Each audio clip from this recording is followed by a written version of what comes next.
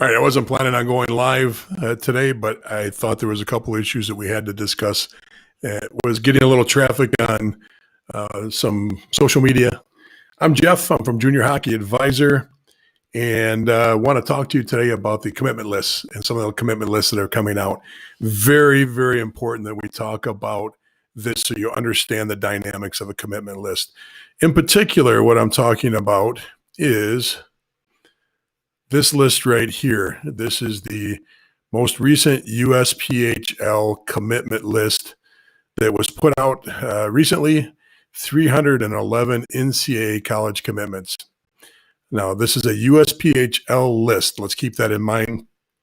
And I want to make sure we delve into this. So, enough looking at the list. We're not going to actually, pull up actual names and look at actual names right now. But first of all, let me give you a little background on me. I'm Jeff Colson. I'm a Junior Hockey Advisor. I am the content creator. I'm the creator of Junior Hockey Advisor. We're an unbiased educational source of information for anybody that's looking to progress up through junior hockey into college hockey. The reason why I have an issue with this is, full disclosure, used to be an owner in the USPHL. Used to have a couple of teams in the league. I'm very familiar with the operators, very familiar with the process. And I want to tell you, I still highly recommend many of their programs to many people. This is not about the individual teams. This is not about the process of playing on a team. This is about how information is manipulated by the league. And this is a league issue, not so much a team issue. There are some great teams. I talk about them all the time on these live streams, and you've heard me talk about them in the past. But of that list I showed you a second ago, they had 41 Division I commitments. I'm only going to talk about the Division I commitments because out of 300 some odd names, it's much easier just to discuss the D1s. 41 of those D1 commitments. Of that list of 41, there's either flat out, deception, or there is just misinformation or a manipulated stat on 30 of the 41 players. And I'll give you an example. The fourth player down on the list is the third player down on the list, D1 player on the list. And you can look up names later. It's not that important to go through the names because this is something that's very easy to track. You can go into eliteprospects.com and within, I think it took me 45 minutes to do this, but you don't have to do all the names. You can pull up D1 names and start going through the list, and you can see how this information is just manipulated. So every league, before we get into this, let's talk about every league. USHL, North American Hockey League, BCHL. Part of the process is to tell people how you do. Part of the process is to actually tell people what your success is, what your product is, your production is. Production is every year. How many players are you getting to the next level? The issue is the other leagues use a different concept, and they actually are a little bit more truthful in their information. If a player committed somewhere else but is on a North American Hockey League team or a USP or USHL team, they put a little asterisk next to it and they say committed while with a different team. This list here, there's just a ton of information that is just inaccurate. Once again, I'll go to that third player down on the list. Committed while he was playing for Brockville in the CCHL. Didn't commit when he was with a team. He currently this last season played in the CCHL, and that's where he got his commitment from. The next one down, the fourth D1 player down the list, committed to Maine while he was at Cushing, while he was playing at Cushing. Now, what they're trying to do is they're trying to take the affiliation they have with the EHF, with the U16 and U18, the league, and because they're affiliated, they're trying to take credit for those players as USPHL players. That kid never played for a USPHL team. He never played for an NCDC team. Yet, when you look at that list, you'd think that that's where the commitments came from.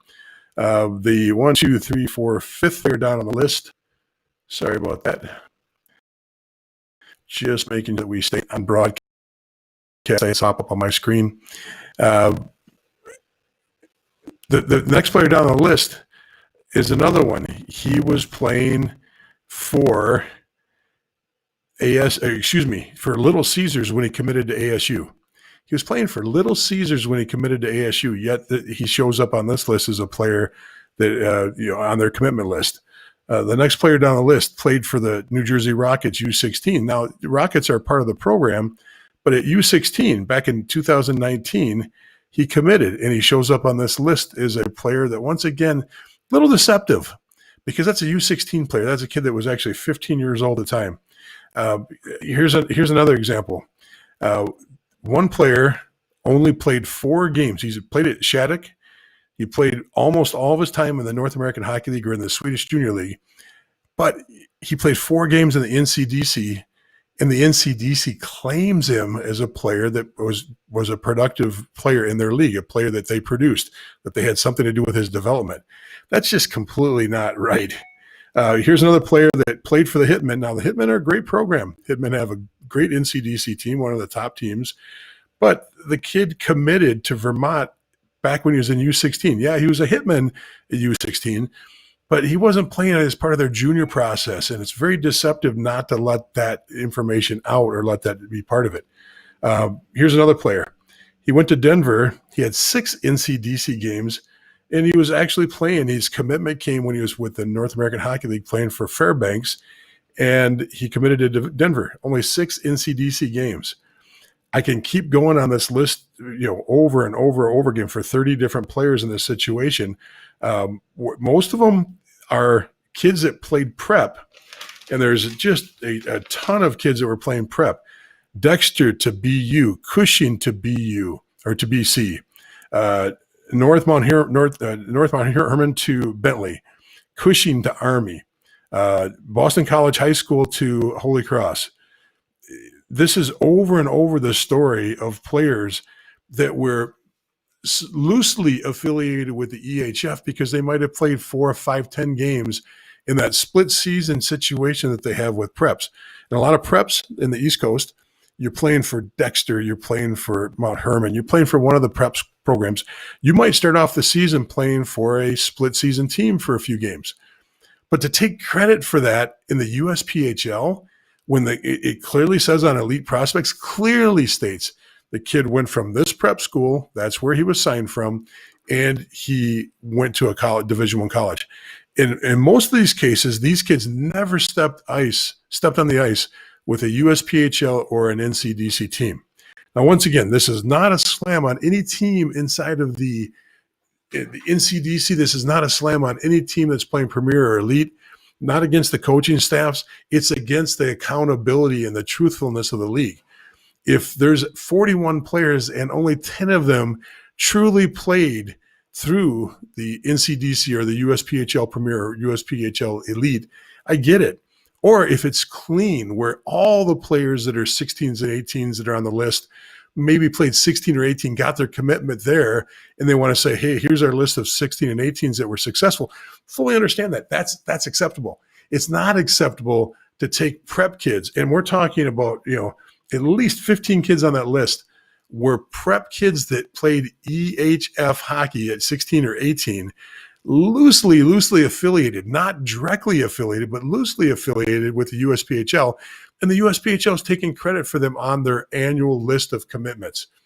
It puts a stain on the whole process, and it makes you have to look very closely at every single team.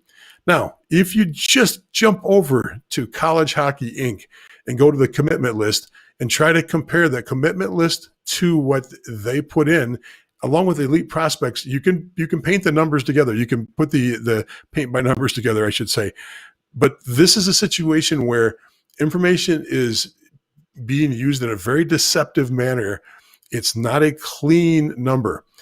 I don't have I don't have a lot of love for these lists in the first place. I think all of them are a little bit manipulated, but the USHL has gotten a lot better over the years, a lot better on how clean their list is. And most of the time now, the North American Hockey League is a lot better at what they're doing. The BCHL is a lot better too.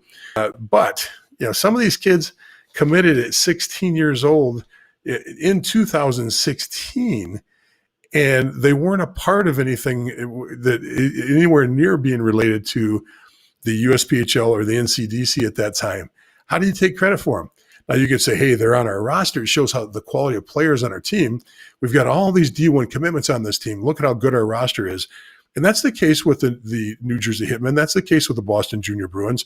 They've got a lot of kids that committed somewhere else and that play for them. They've got, they're loaded with commitments, but it's not the same as there should be an asterisk next to each one of those kids. And they definitely shouldn't be on the promotional piece that tells you how many players were committed from that league.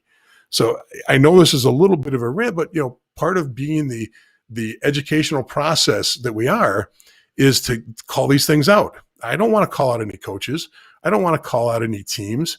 I don't want to call out any programs because I don't think any of them did anything wrong.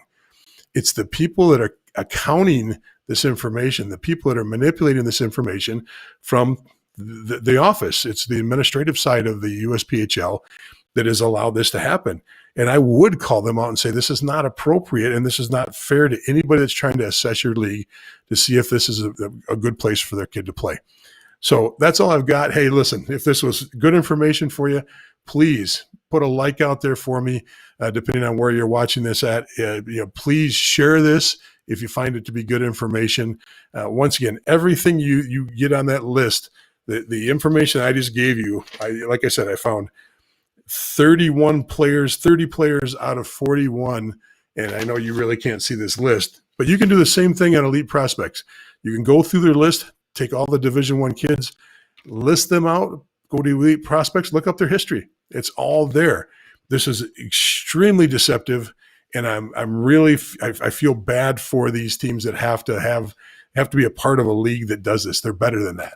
The league is better than that. I'd like to see them actually revise this list. I know they won't, but I'd like to see them revise this list. And I'd like to see them challenge it. I'd like to see them try to give some kind of definition of what they consider to be a commitment that they had something to do with. Okay, once again, Jeff Colson, Junior Hockey Advisor. Check us out at juniorhockeyadvisor.com. Make sure you check out our Facebook page, Junior Hockey Advisor. Go to our discussion group. I'm sure this will be a great discussion in the discussion group. I look forward to seeing the discussion in the discussion group on this. And I also want to thank Neil Raven for pointing this out to me with his tweets and social media. He pointed this out, and it's good to see this information and how professionally he handled his response to this online. He's involved with another league, and he did a really good job of just being very professional on how I approach this. Once again, thanks for watching. Hope this was good information for you. If you're watching this, put a little in the comments. Tell me where you're from. Tell me where you're watching from. Tell me what you think. All right. See you later. Bye.